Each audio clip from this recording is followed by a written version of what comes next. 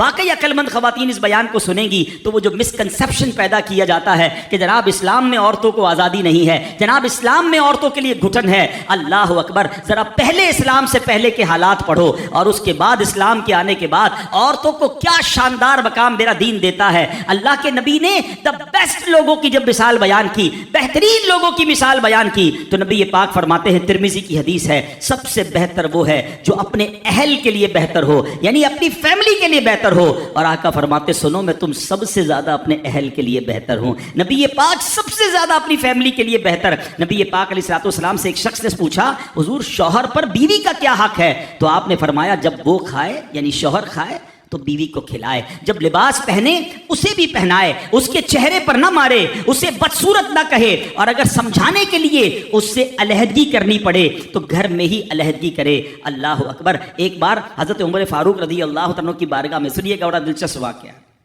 سیدنا عمر فاروق کا کتنا بڑا نام ہے، آپ کے جلال کی، آپ کی عدالت کی مثالیں دی جاتی ہیں، بڑے بڑے لوگ آپ کے سامنے تھر تھر کانپتے تھے۔ آپ کا گھر میں انداز کیا تھا کہ ایک شخص آیا کہ میں حضرت عمر کے پاس جاؤں اور بتاؤں میری بیوی جو ہے مجھ سے اس طرح بات کرتی ہے، اور میرا وہ انداز نہیں ہوتا جو شوہر کے سامنے ہونا چاہیے، ہوتا ہے گھروں میں ہو جاتا ہے۔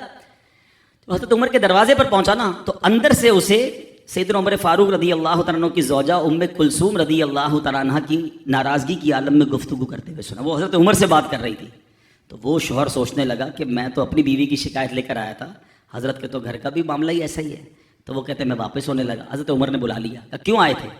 تو کہا کہ میں تو حضرت اپنی بیوی کی شکایت کرنے آیا تھا، مگر میں آپ کے دروازے پر آیا، آپ کا بھی معاملہ ہی ایسا ہی ہے، تو میں سمجھ گیا ہم دونوں ایک ہی معاملے میں ہی ہیں۔ اب حضرت عمر نے جو ان کی تربیت فرمائی نا، آپ نے فرمایا میری بیوی کے مجھ پر چند رائٹس ہیں، چند حقوق ہیں، مجھے اس سے چند فائدے حاصل ہوتے ہیں جس کی بنا پر میں اس سے درگزر کرتا ہوں۔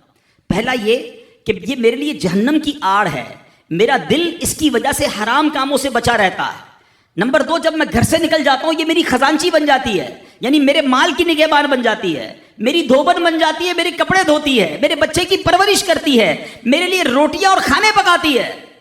تو وہ شخص کہتا ہے یہ سارے فائدے تو مجھے بھی اپنی بیوی سے حاصل ہیں، تو میں تو کبھی درگزر سے کام نہیں لیتا، وہ مجھے کہتی میں اسے لڑنا شروع کر دیتا ہوں۔ کہتا آج آپ کی بات سے نصیحت مل گئی، اب میں اپنی بیوی کی چھوٹی موٹی باتوں کو میں بھی درگزر کر دوں گا۔ کتنی پیاری بات بتائی، ہم وہ ساری باتیں بھول جاتے ہیں، ایک غلطی پر پکڑ لیتے ہیں، ایک غلطی پر ڈانٹتے ہیں، ہر غلطی پر جناب ایسا نہیں ہوتا، ہر غلطی کی سزا سزائے موت نہیں ہوتی ہے، ہم غلطیاں نہیں کرتے۔ اگر جس طرح ہم اپنی بیوی کو اور غلطی پر ڈانٹتے وہ ڈانٹنا شروع کر دے پھر کیا حال ہوگا؟ تو ایسا نہ کرے، وہ بھی دل رکھتی ہے، ہم نے کسی انسان سے شادی کی ہے، کمپیوٹر سے نہیں کی، ٹھیک ہے نا؟ تو کمپیوٹر بھی آج کل وائرس آ جاتا ہے، تو وہ تو انسان ہے، غلطی ہو گئی کوئی بات نہیں۔ تو سبحان اللہ، اتنا پیارا مذہب ہے۔